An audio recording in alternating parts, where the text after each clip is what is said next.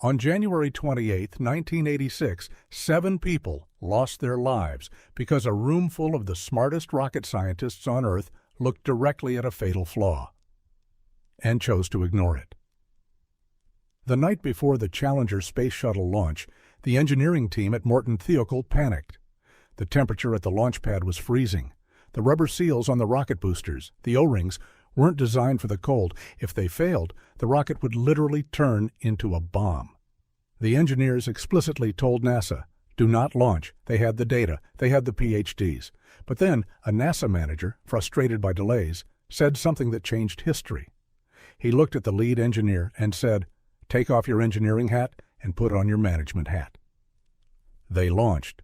73 seconds later, the shuttle disintegrated in midair. This wasn't a failure of intelligence. These were literal rocket scientists.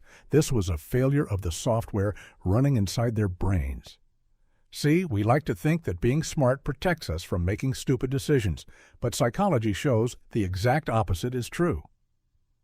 High IQ doesn't stop you from falling into cognitive traps. It just makes you way better at inventing brilliant excuses to justify them. So, if intelligence can't save you, what is actually going wrong inside a brilliant mind? To understand why this happens, we have to dismantle a massive myth. The idea that intelligence is a shield against making terrible choices. It's not. In fact, if you're someone who prides yourself on being logical, analytical, or just generally sharp, you are actually more vulnerable to certain mental traps. Think about what a high IQ actually is. It's raw processing power. It's the ability to spot patterns, build complex arguments, and solve difficult problems. But processing power is neutral. It doesn't care if the premise it's working on is right or wrong. When your brain latches onto a bad idea due to a hidden emotional bias, your intelligence doesn't step in to correct you. Instead, it acts like a supercomputer, instantly calculating the most brilliant, sophisticated justification for why you're right. We've all been there. Have you ever stayed in a toxic relationship, held on to a losing investment, or doubled down on a clearly flawed project, all while telling yourself a beautifully constructed story about why it's actually a genius move? That's not a lack of intelligence.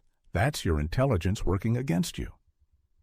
Psychologists have found that smarter people don't use their logic to find the objective truth. They use their logic to defend their ego. When an average person makes a mistake, they might just shrug it off. But when a smart person makes a mistake, they have the intellectual vocabulary to convince themselves, and everyone else, that it was actually a strategic masterstroke. You aren't failing because you can't think.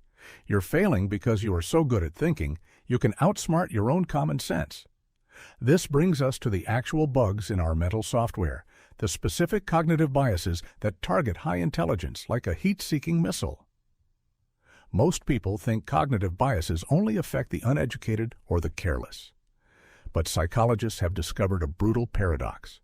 The more analytical your brain is, the harder you fall for these specific traps. And it all starts with a foundational glitch. 1. The bias blind spot. The first trap is the ultimate irony. It's the belief that you don't have biases. Because you are smart, you've probably read about psychology, or you know what logical fallacies are. You can spot a flawed argument in a tweet or a corporate meeting from a mile away. But your brain uses that exact ability to trick you. It tells you, since I understand what bias is, I am immune to it. When an average person makes a decision, they might second-guess themselves. When a smart person makes a decision, they assume they arrived there through pure, unadulterated logic. You end up hyper-aware of the flaws in everyone else's thinking, while remaining utterly blind to the fact that your own brain is running the exact same malware. 2. Sophisticated confirmation bias. Once the bias blind spot convinces you that you are objective, it hands the microphone to the second trap, confirmation bias. But for smart people, this isn't just looking for Google articles that agree with you. It's much more dangerous. It's sophisticated confirmation bias. An average person might just ignore facts they don't like. A smart person will aggressively hunt down those facts, analyze them, and use their high-powered intellect to dissect and weaponize them. You don't just filter out opposing views, you actively build a legal case against them.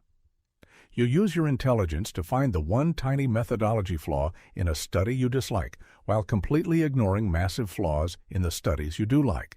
Your raw brainpower doesn't help you find the truth, it just helps you build an impenetrable fortress around what you already want to believe. 3.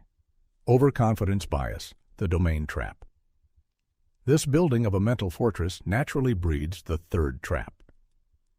Overconfidence bias, specifically through what psychologists call domain transfer. When you achieve elite status in one area, whether you're a brilliant software engineer, a successful doctor, or a master strategist, your brain commits a massive logical error. It assumes that because you are highly competent in your field, your intelligence automatically transfers to every other field. This is why you see brilliant tech billionaires give notoriously terrible advice about epidemiology, or world-class neurosurgeons make bafflingly bad political predictions.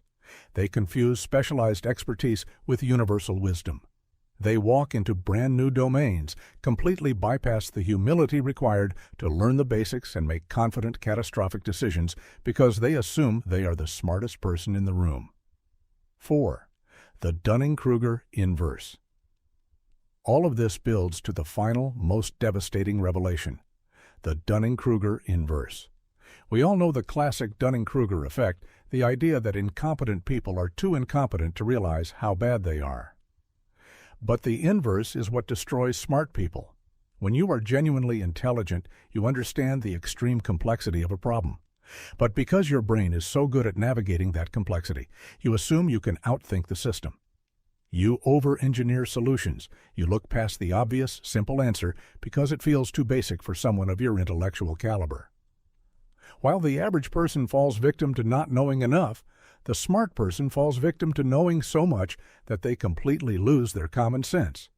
You miss the glaring, low-level mistake right in front of you, like a freezing temperature on a launch pad, because your eyes are fixed entirely on the complex machinery you believe you've mastered. So, what's the cure? If you're a smart person, your natural instinct right now is to think, great. Now that I understand these biases, I'll just keep an eye out for them and stop doing it. Here is the honest, research-backed truth. No, you won't. Cognitive psychology has a deeply frustrating answer when it comes to debiasing your brain. Knowing about a bias does almost nothing to prevent you from falling into it. Daniel Kahneman, the Nobel Prize-winning pioneer of behavioral economics who literally wrote the book on cognitive biases, famously admitted that after 50 years of studying this stuff, his own intuitive decision-making hadn't significantly improved. He still fell into the exact same traps. Why? Because cognitive biases aren't a lack of information. They are structural. They are hardwired into our mental architecture. Expecting yourself to think your way out of a cognitive bias is like looking at an optical illusion, understanding how the lighting tricks your eyes, and expecting the illusion to magically disappear. Your brain still sees it. But the research shows we aren't completely helpless. We can partially train ourselves out of these traps, not by trying to be smarter, but by changing how we handle our own thoughts. Here is what actually works according to cognitive science. 1. The Consider the Opposite Protocol. In a classic study by psychologist Charles Lord, researchers tried to reduce confirmation bias in 2 groups of people. They told the first group to be objective and unbiased. It completely failed. They gave the second group a specific active instruction. Ask yourself at each step whether you would have made the same evaluation if the exact same study had produced the opposite conclusion. This worked. Forcing your brain to actively simulate a reality where you are completely wrong breaks the automatic justification loop. You can't just ask yourself, am I being biased? Your ego will always answer, no. You have to ask, if my worst enemy presented this exact same data to prove me wrong, what flaws would I call out? 2. Kill the hero complex via premortems. Smarter people suffer heavily from overconfidence because they trust their own execution. To break this, cognitive psychologist Gary Klein developed a technique called the premortem. Before you launch a project, lock an investment, or make a big decision, gather your team, or just sit with your own thoughts and pretend you are looking into a crystal ball 1 year in the future. In this simulation, your project didn't just fail, it failed catastrophically. It was an absolute embarrassment. Now look backward and write the postmortem. Why did it fail? By shifting the frame from "how do I make this succeed" to "why did this already fail," you give your high-powered brain a new puzzle to solve. Suddenly, your intelligence stops defending your ego and starts aggressively scouting for your own blind spots. 3. Decouple your identity from your arguments. The ultimate countermeasure requires a shift in how you view yourself.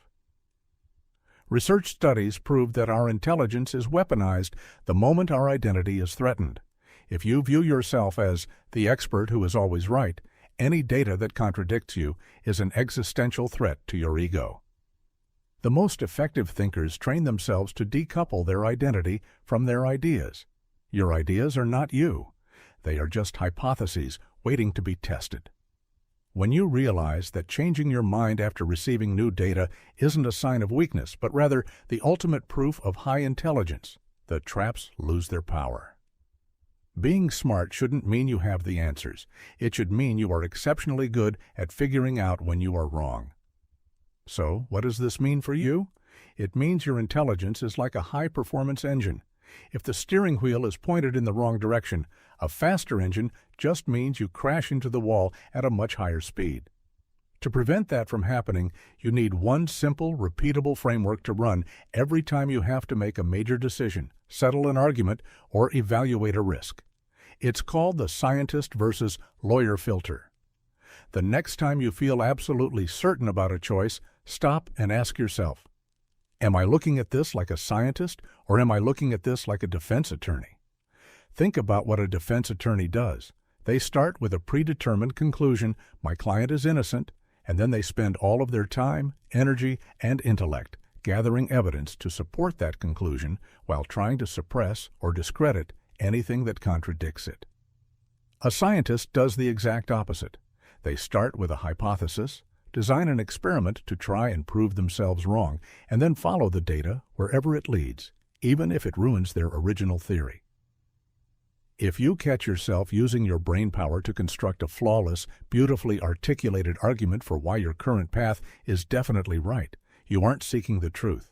You are just being an elite defense attorney for your own ego. Force yourself to switch hats. Drop the defense case, look at the cold data, and ask what a neutral scientist would see. Because at the end of the day, the smartest people aren't the ones who never make mistakes. They are the ones who refuse to let their own intelligence lie to them. I want to hear from you in the comments. What is one decision you've made in the past that you used your intellect to beautifully justify, only to look back now and realize you were just completely outsmarting your own common sense? Drop your story below, and let's talk about it. The Challenger crew deserved better thinking. So do you.